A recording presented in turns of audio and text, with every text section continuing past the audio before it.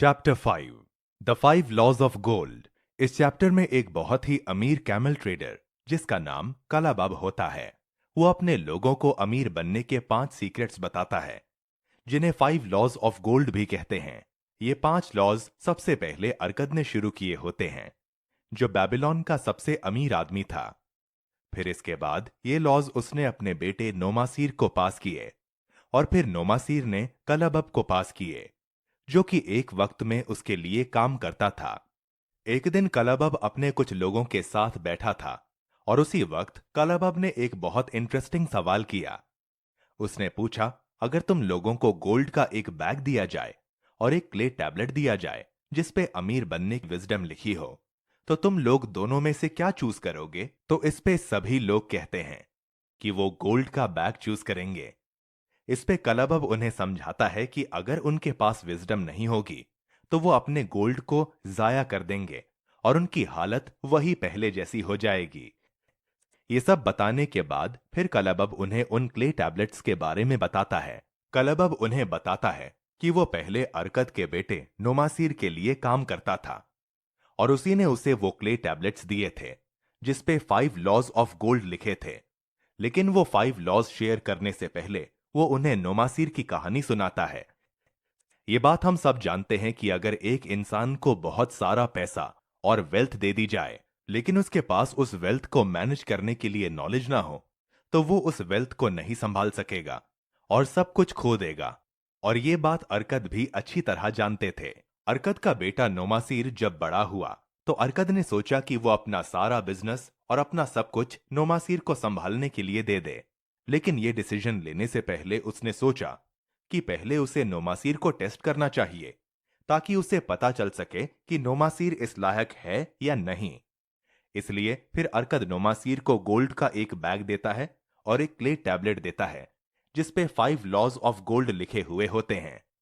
फिर अरकद नोमासीर से कहता है कि वो 10 साल के लिए यहां से चला जाए और फिर 10 साल के बाद यहां आकर मुझे बताए कि उसने क्या अचीव किया है। सबसे पहले नोमासीर लोगों के एक ग्रुप के साथ निनेवेह नाम के एक शहर में चला जाता है। वहां जाके नोमासीर हॉर्स की रेस में पैसा लगाता है, लेकिन वो रेस फेयर नहीं होती, जिसकी वजह से वो पैसा हार जाता है। इसके बाद वो अपने एक दोस्त के साथ इन्वेस्टमेंट करता है, जो कि उसके साथ ट्रैवलिंग में होता है। वो अपने दोस्त को अपना कुछ गोल्ड देता है ताकि वो एक स्टोर खरीद सके, लेकिन उसका पार्टनर भी बेवकूफ होता है और उनका बिजनेस फेल हो जाता है।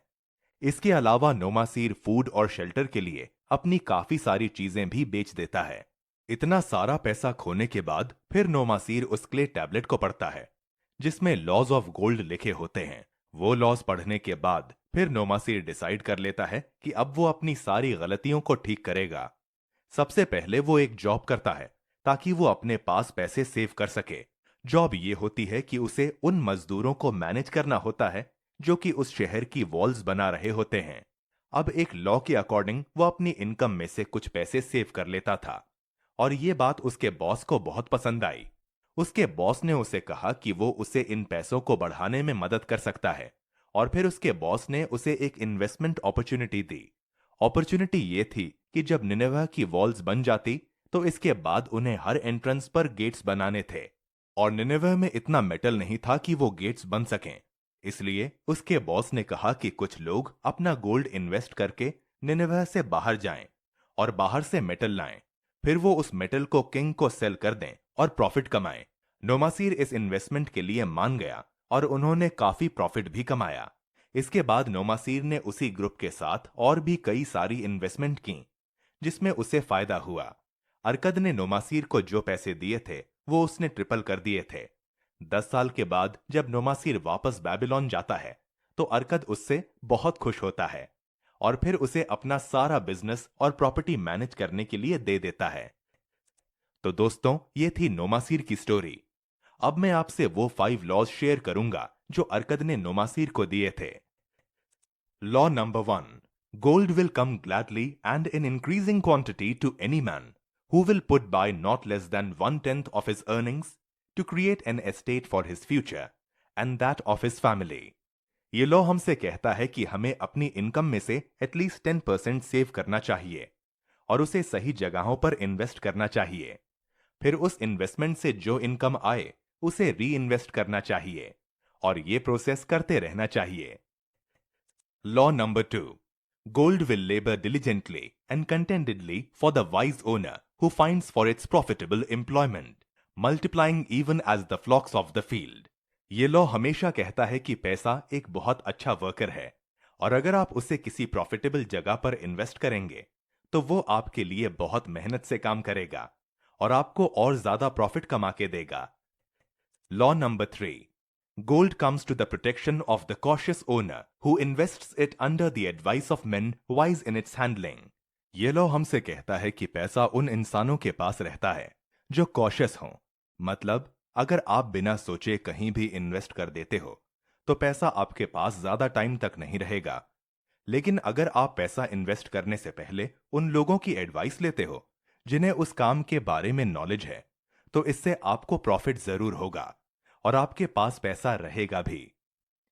Law number 4, gold slips away from the man who invests it in businesses or purposes with which he is not familiar or which are not approved by those skilled in its scheme. बहुत से लोग ये mistake करते हैं कि वो उन जगहों पर पैसा इन्वेस्ट कर देते हैं जिस फील्ड में उन्हें कोई नॉलेज ही नहीं होती। इसके अलावा अगर आप उस फील्ड के एक्सपर्ट से एडवाइस लेते हो और वो भी आपको इन्वेस्ट करने के लिए मना करते हैं लेकिन इसके बावजूद आप इन्वेस्ट कर देते हो तो इससे आपको लॉस होगा।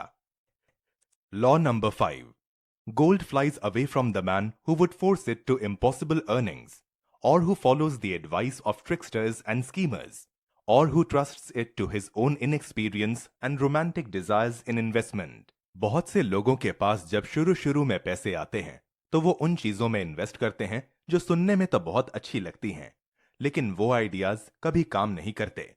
इसलिए आप इस चीज का ख्याल रखना और ऐसी किसी चीज में इन्वेस्ट नहीं करना जिसमें आपको अचानक बहुत सारे पैसे कमाने को मिले, क्योंकि ऐसे आइडियाज काम नहीं करते।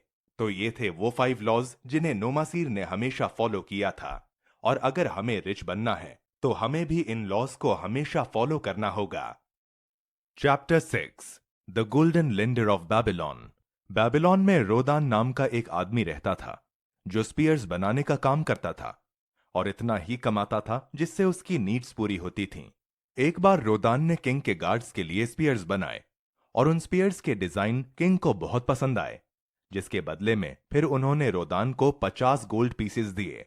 अब मैक्सिमम लोगों के पास जब इतना सारा पैसा आ जाता है तो वो नॉर्मली लग्जरीज बाय कर लेते हैं, बट रोदान ने ऐसा नहीं किया।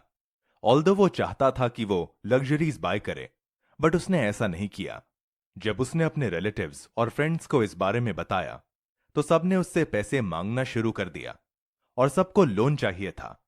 लेकिन दूसरे रिलेटिव्स और फ्रेंड्स के साथ साथ रोदान की अपनी बहन उससे लोन मांग रही थी क्योंकि उसके हस्बैंड को लोन की नीड थी और वो लोन उसे इसलिए चाहिए था क्योंकि वो अपना बिजनेस करना चाहता था। वो बैबिलोन के बाहर से चीजें सस्ती खरीद के उन्हें महंगे में बेचना चाहता था। अब रोदान को समझ नहीं आ रहा था कि उसे अपने पैसे लोन पे देने चाहिए या नहीं। इसीलिए फिर वो माथॉन नाम के एक आदमी के पास गए, क्योंकि माथॉन एक बहुत ही एक्सपीरियंस्ड गोल्ड लेंडर था जिसने कई सारे लोगों को सक्सेसफुली लोन दिए थे और वो भी बिना किसी लॉस के। माथॉन ने रोदान को मनी लेंडिंग के बारे में बहुत ही इंपॉर्टेंट बातें सिखाई और अगर आप भी किसी को लोन देते हैं तो आपके लिए भी ये बहुत जरूरी है कि आप इन बातों को अच्छे से समझें और सीखें। रोदान ने माथॉन से पूछा है कि क्या उसे अपनी बहन को लोन देना चाहिए या नहीं, तो इसके जवाब में माथॉन ने उसे एक बहुत ही इंपॉर्टेंट लेसन सिखाया। माथॉन ने यह लेसन सिखाने के लिए रोदान को एक स्टोरी सुनाई। एक फार्म था जहां पे एक ऑक्स और एक डोंकी रहते थे। एक दिन ऑक्स ने डोंकी से कंप्लेन की और उससे कहा कि उसे पूरा दिन फील्ड्स में प्लाउइंग करनी पड़ती है, जबकि डोंकी सिर्फ उसी वक्त काम करता है जब फार्मर को कहीं जाना हो। तो इस पे डोंकी उसे एक एडवाइस देता है। डोंकी उसे कहता है कि वो नेक्स्ट डे बीमार होने की एक्टिंग करे ताकि फार्मर उससे कोई काम ना कराए। नेक्स्ट डे ऑक्स बिल्कुल ऐसा ही करता है, जिसकी वजह से फार्मर उसे रेस्ट करने देता है। लेकिन फिर जो प्लॉइंग का काम होता है वो डोंकी को करना पड़ता है। इस स्टोरी से हम एक बहुत ही इंपॉर्टेंट लेसन सीखते हैं, वो ये कि अगर आप किसी की हेल्प करना चाहते हैं तो इस बात का ध्यान रखना है कि कहीं आप उसकी प्रॉब्लम्स अपने ऊपर ना ले लो। जैसे मान लो कल को आपके पास एक नीडी फ्रेंड आता है और आपसे लोन मांगता है। अब आपको ये बात पता है कि अगर आपने उसे लोन दिया तो वो रीपे नहीं कर सकेगा, लेकिन ये जानने के बावजूद आप उसे लोन दे देते हो। और वो गोल्ड लेंडर रोदान को यही समझाने की कोशिश कर रहा था कि अगर वो अपनी सिस्टर के हस्बैंड को लोन देगा तो क्या वो वापस कर पाएगा। रोदान ने यह बात एडमिट की कि उसकी सिस्टर के हस्बैंड को बिजनेस का कोई एक्सपीरियंस नहीं है, ना ही उसे ये पता है कि सस्ते गुड्स कहां से खरीदे जाते हैं, और ना ही उसे मार्केट के बारे में कोई एक्सपीरियंस है। इसलिए अगर उसने अपनी सिस्टर के हस्बैंड को लोन दिया तो चांसेस हैं कि वो उन पैसों को डुबा देगा। इसके अलावा माथॉन उसे मनी लेंडिंग के बारे में कुछ और एडवाइसेस भी देता है। माथॉन ने उसे एडवाइस दी कि अगर वो किसी को लोन दे रहा है तो बदले में उससे कुछ और भी ले, और कोई ऐसी चीज जिसकी वैल्यू उस लोन से भी ज्यादा हो। इसके अलावा ये भी देखे कि वो जिसे लोन दे रहा है क्या उस पर्सन की इतनी अर्निंग कैपेसिटी है कि वो लोन वापस कर सके। इसके अलावा उस पर्सन को लोन देना रिस्की है जो बहुत ज्यादा जज्बाती होकर फैसले करता है। इसके अलावा उस पर्सन को लोन देना भी रिस्की है जो ऑलरेडी कर्जे में हो। लेकिन आप उस पर्सन को लोन दे सकते हैं जिसका लोन वापस करने का अच्छा रिकॉर्ड है। तो अगर आप भी मनी लेंडिंग करते हैं तो मेक श्योर कि आप ये सारे लेसन्स अच्छी तरह याद रखें।